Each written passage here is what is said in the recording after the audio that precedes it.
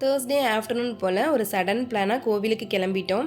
அன்னைக்கு கிளைமேட்டுமே பார்த்திங்கன்னா சுத்தமாக வெயிலே இல்லை, க்ளவுடியாக தான் இருந்தது. பசங்க 2 பேருக்குமே எக்ஸாம்ஸ் எல்லாமே முடிஞ்சிருச்சு. கோவிலுக்கு நான், ஹஸ்பண்ட் அப்புறம் பிரணவ் மட்டும்தான் போயிருந்தோம்.